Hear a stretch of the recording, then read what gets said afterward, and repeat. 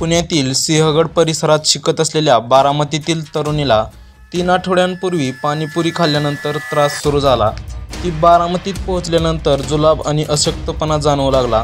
बारामतीतील रुग्णालयात उपचारासाठी गेल्यानंतर डॉक्टरांना शंका आल्याने त्यांनी पुण्याला उपचारासाठी जाण्याचा सल्ला दिला. 3 आठवडे GB सिंड्रोमला दिलेला लढा आज अखेर संपला. उपचारादरम्यान किरणची प्राणज्योत मालवली.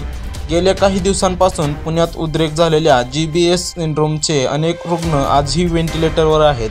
काही दिवसांपूर्वी पुण्यात सिंहगड परिसरात शिकण्यासाठी गेलेल्या व तेथील नातेवाईकांकडे राहत असलेल्या किरण हिला बारामतीत पोहोचल्यानंतर त्रास जाणवू लागला. तिच्या कुटुंबियांनी तातडीने तिला बारामतीतील तज्ज्ञ डॉक्टरांना दाखवले. याच दरम्यान पुण्यामध्ये GBS आजाराचे रुग्ण वाढत असल्याची माहिती प्रसारित होत होती. तिची काही लक्षणे अशाच स्वरूपाची दिसू लागल्याने पुढील उपचारासाठी डॉक्टरांनी पुण्याला जाण्याचा सल्ला दिला.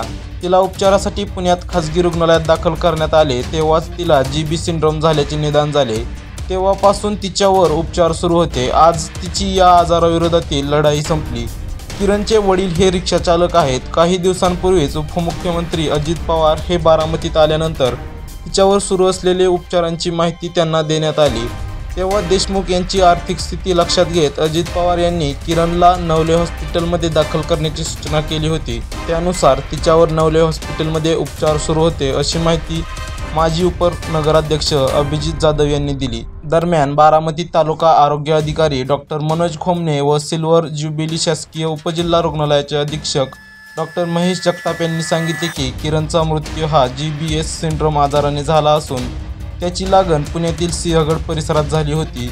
27 जानेवारीपासून तिच्यावर पुण्यामध्ये उपचार सुरू होते. या दरम्यान तिची प्रकृती खालावत गेली. दरम्यान जगताप व खोमने यांनी दिलेल्या माहितीनुसार बारामतीमध्ये कुठेही GBSचे रुग्ण आढळलेले नाहीत.